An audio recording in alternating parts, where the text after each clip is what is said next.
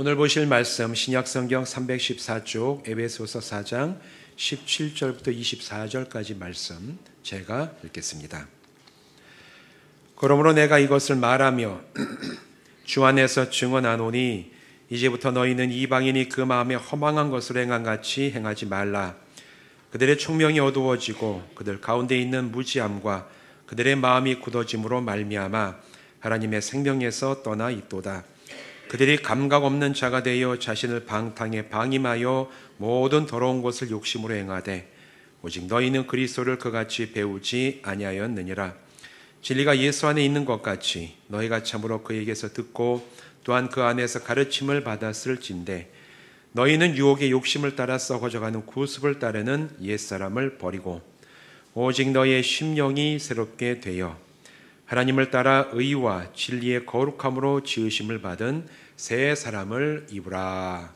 아멘. 우리 기도하고 말씀 나누겠습니다. 하나님, 새초 주일 아침에 함께 예배하게 하심을 감사를 드립니다. 이제 말씀을 나누니 성령님 우리의 심령 가운데 오셔서 진리의 빛을 비추어 주시옵소서. 말씀이 우리 영의 생명이 되게 하시고 올 한 해도 우리가 달려나갈 믿음의 방향이 되게 하시고 또 우리가 이 세상을 향해서 담대하게 증거할 하나님의 진리의 말씀 되게 하여 주시옵소서. 예수님의 이름으로 간절히 축복하며 기도하옵나이다. 아멘. 오늘 이곳에 모여서 또한 온라인으로 예배하는 모든 분들 주님의 이름으로 축복합니다. 오늘은 2025년 첫 번째 주일 예배로 우리가 함께 모였습니다. 이제 또 한 해를 예배로 시작을 하면서 또 마지막 성구 영신 예배 드리는 그 시간까지 한 해 우리 성도님들 모두 강건하시고 늘 성령 충만하시고 하나님과 함께 동행하는 믿음의 여정을 우리가 모두가 하나가 돼서 가는 우리 새로운 교회 되기를 주님의 이름으로 축원드립니다. 새해가 되면 사람들은 변화를 기대하고 계획을 하죠. 여러분은 올해 성구 영신 예배 지나고 또 새해를 맞이하면서 어떠한 또 기대도 마음에 품으시고 올해는 내가 좀 삶의 이런 부분을 좀 바꿔보고 새로운 한번 습관을 좀 가져봐야 되겠다. 또 결정하고 결단하신 것들 아마 여러분 마음속에 나름대로 다 갖고 계실 겁니다. 사람들 역시 마찬가지죠. 새해가 되면 생활이나 습관을 바꾸기 위해서 계획을 세우기도 하고 새로운 시도도 합니다. 하지만 계획한다고 해서 모두가 다 성공하는 것은 아니에요. 저도 여러 가지 마음의 계획을 세우는 이제 마음의 계획도 세우고 결단도 하죠. 성공한 것도 있고 성공하지 못한 것도 많습니다. 사실 성공하지 못한 게 훨씬 많죠. 그 중에서 매해마다 제가 반복이 돼가지고 결단하는 게 있어요. 올해는 꼭 운동을 좀 잘 해봐야 되겠다.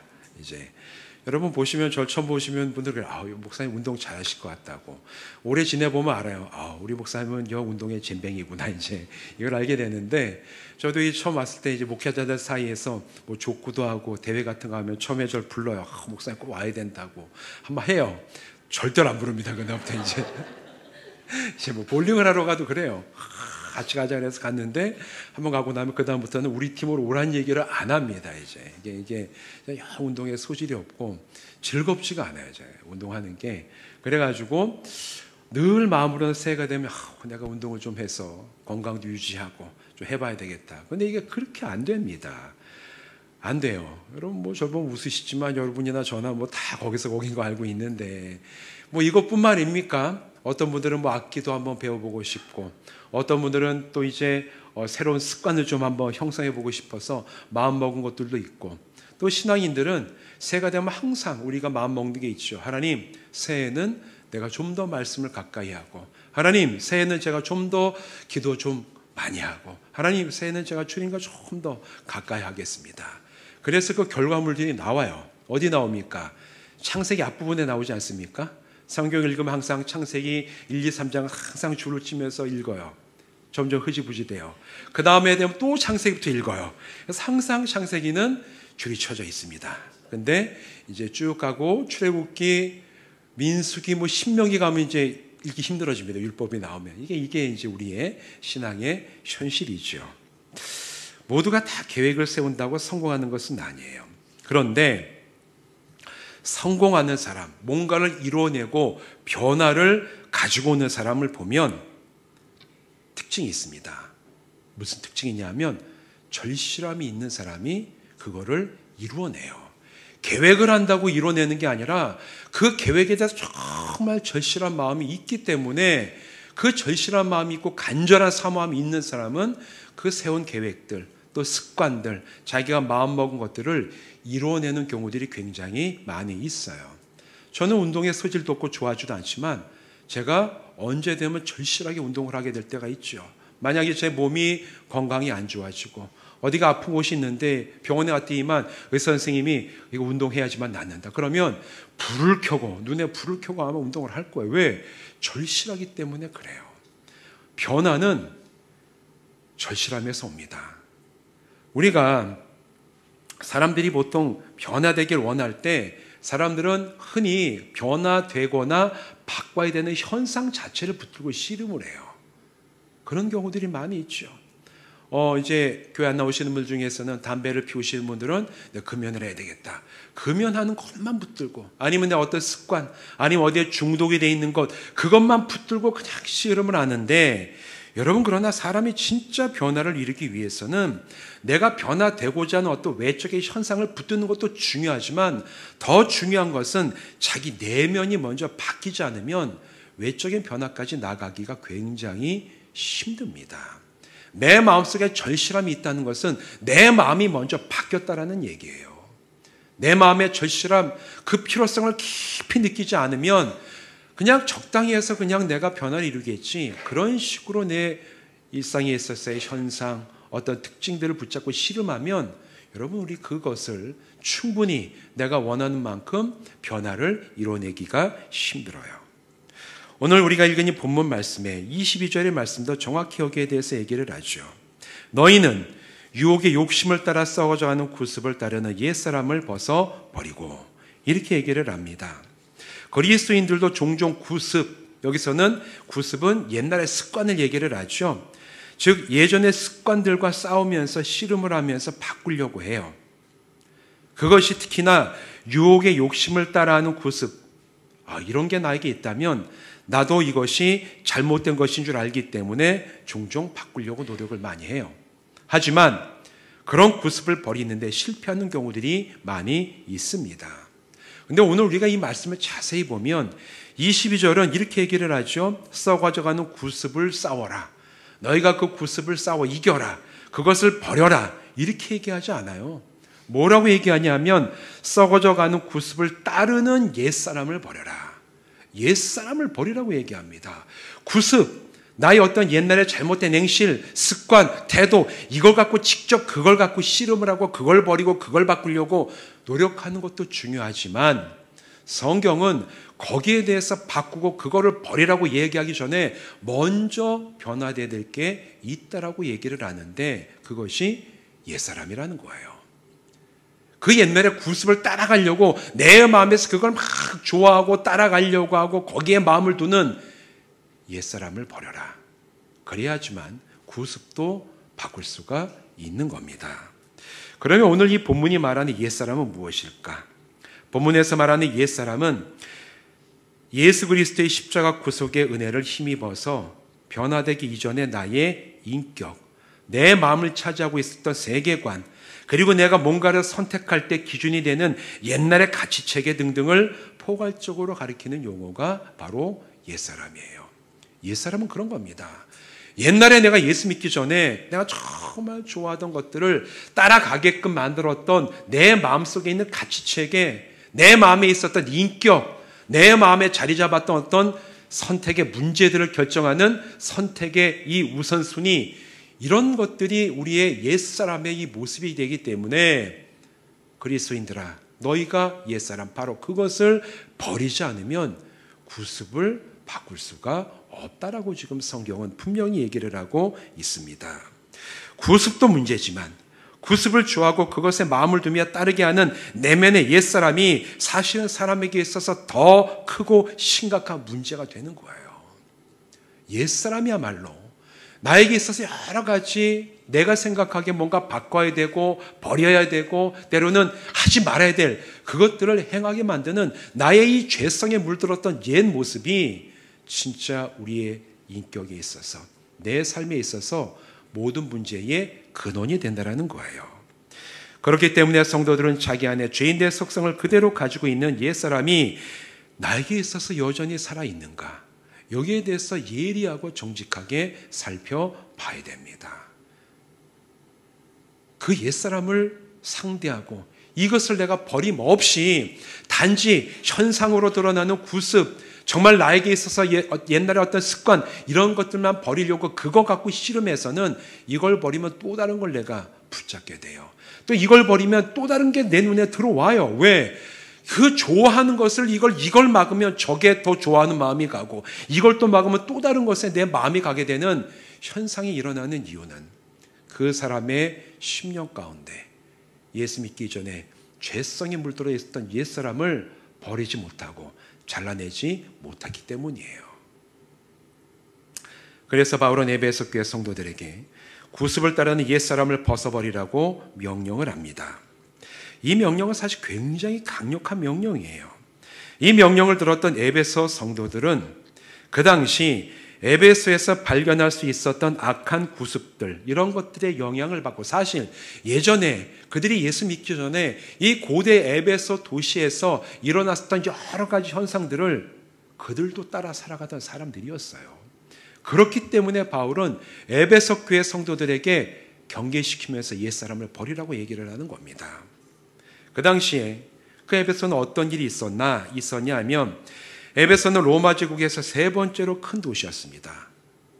그 당시에 인구가 약 25만 정도였다고 이제 고고학자들은 그렇게 추측을 해요. 25만이면 충주보다도 인구가 많은 거예요. 고대 도시인데도. 그리고 거기는 굉장히 번성한 무역항이었어요. 아주 부유한 동네였습니다. 그래서 사도행전 19장을 보면 에베소에서 일어난 여러 가지 일들에 대해서 기록을 하고 있는데 그 에베소는 그 항구 도시이자 무역항으로 아주 부유한 도시였는데 그 도시를 지키는 수호신이 있었어요. 아데미라는 여신이었습니다. 그래서 이 아데미 여신을 신전에 일하는 사람들과 그 여신상을 깎는 그런 은장색들과 갈등을 하고 막 이런 얘기들이 사도행전 19장에 나오죠. 이 아데미 여신을 위한 이 신전이 있었는데 고대 도시에 고대의 7가지 불가사의 중에 하나로 들어가던 굉장히 크고 웅장했던 아데미 여신 신전이 에베소에 있었어요. 이처럼 부유한 도시, 그 부유한 도시에서 부유함을 가져다 준다고 자기의 도시의 수호신으로 여기던 이 아데미 여신을 숭배하는 종교적인 태도는 그곳의 정치, 경제, 문화 모든 것에 지대한 영향을 미치고 있었습니다. 그리고 그 신전에서 제사를 드리는 축제는 굉장히 화려했는데 이 제사를 드리면서 온 에베소에 있는 도시에 이 시민들이 나와서 이 신전에 제사를 드리고 제물을 드렸고 또 그 신전 이 화려한 축제는 반드시 성적인 어떤 그런 활동들을 동반해서 이 에베소 도시는 굉장히 성적으로 문란하고 타락했던 도시였어요. 여신에 대한 숭배는 그래서 그 도시의 여러 가지 타락한 문화, 성적인 타락을 합리화시켜주는 어떤 그런 일종의 정신적인 지주 같은 그런 노릇을 했습니다. 이런 모든 것이 에베소 시민들에게는 자랑스러운 문화였어요. 하지만 영적으로 볼 때 그들은 우상과 죄에 매여 타락하고 죽을 수밖에 없는 길을 가는 그런 문화가 그 당시 에베소의 문화였어요. 에베소 교회 성도들 역시 예수 십자가 복음을 믿고 받아들이기 전에 이런 타락한 습관들에 거리낌 없이 동참하던 사람들이었습니다.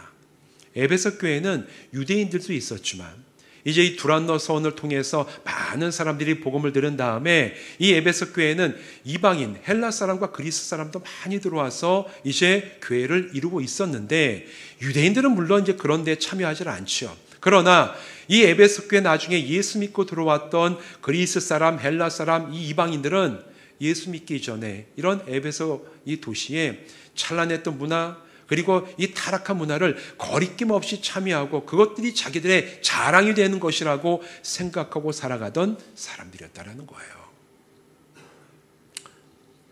그래서 사도 바울은 에베소 교회 성도들을 향해서 옛 구습을 벗어버리고 그 구습을 따르던 너희의 옛사람, 예수를 알기 전에 너희의 어떤 그런 마음의 상태, 너희의 인격, 너희의 세계관, 가치관을 벗어버리라. 그래야지만 너희가 그 예전에 너희가 주님을 알기 전에 당연하게 생각하고 당연하게 참여했던 옛날의 구습들을 너희가 벗어버릴 수가 있다라고 지금 얘기를 하는 거예요. 여러분,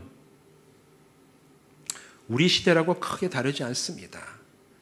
오늘날 우리가 살아가는 이 세상이 주는 즐거움과 쾌락이 얼마나 강렬합니까?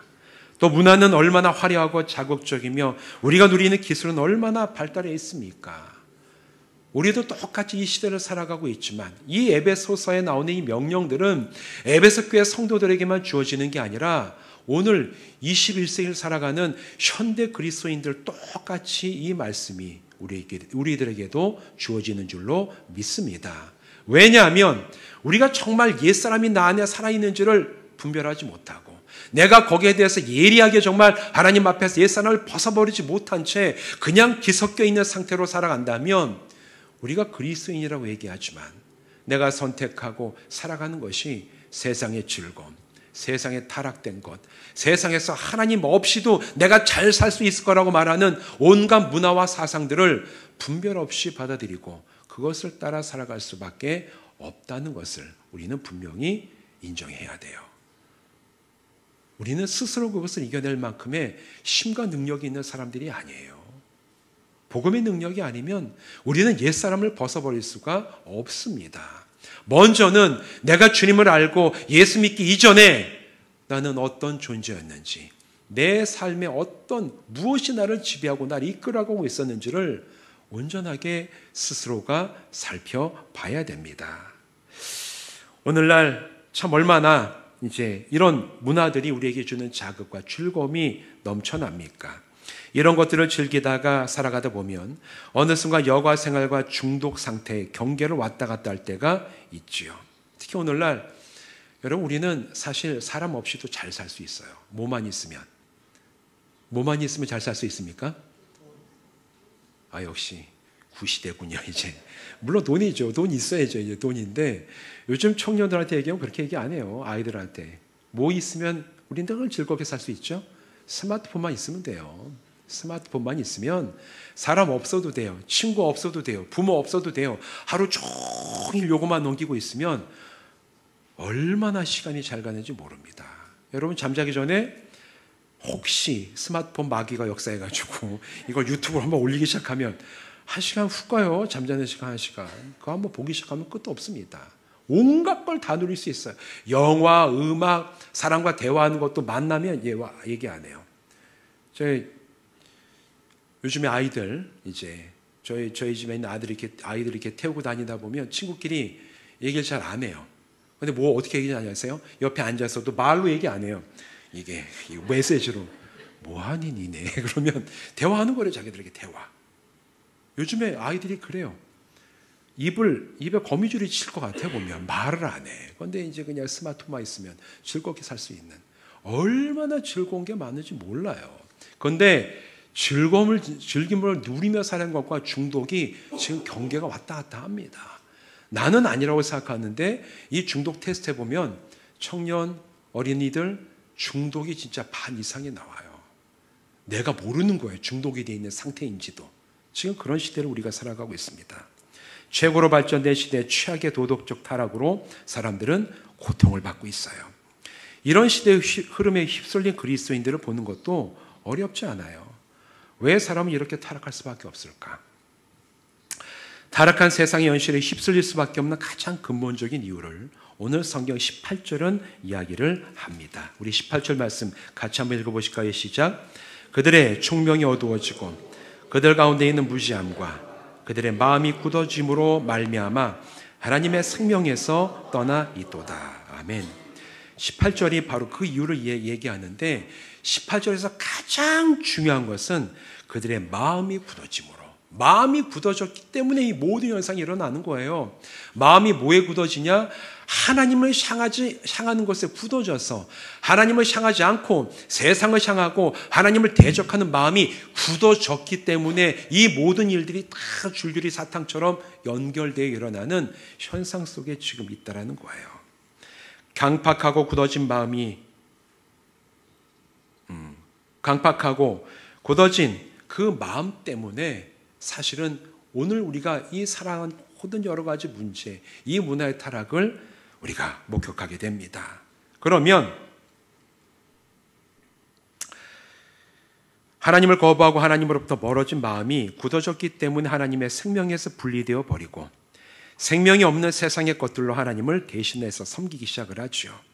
하나님으로부터 멀어진 그들은 결국 하나님에 대해서 알지 못하고 하나님의 진리를 듣지 못하는 무지함에 이르게 됩니다. 이게 뭐라고 얘기합니까? 오늘 이 본문 말씀에 무지함이라고 나와요.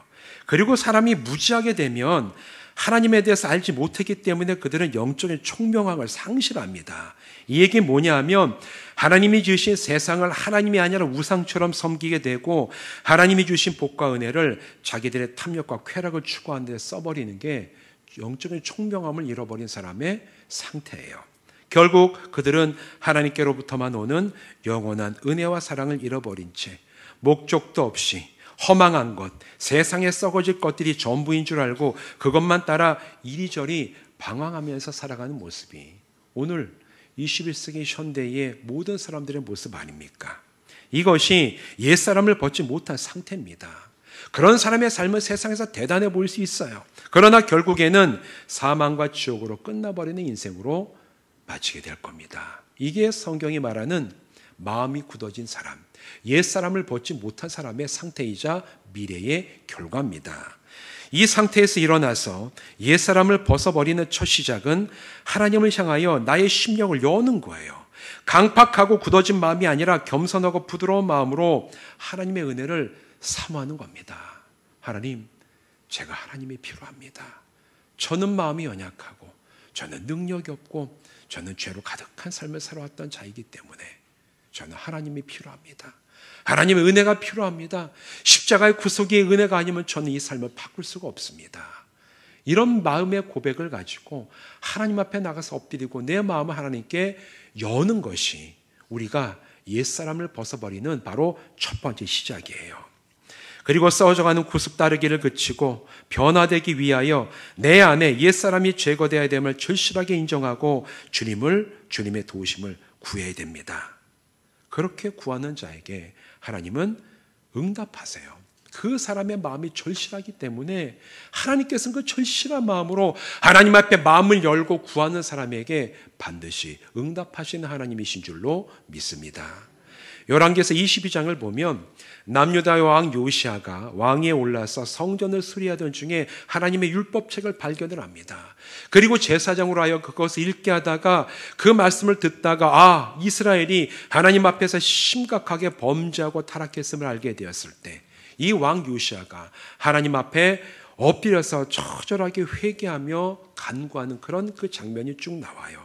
그러자 하나님은 선지자 훌다를 보내셔서 이제 요시아에게 열왕기하 22장 19절의 말씀으로 응답을 하시는데 이렇게 말씀을 하십니다.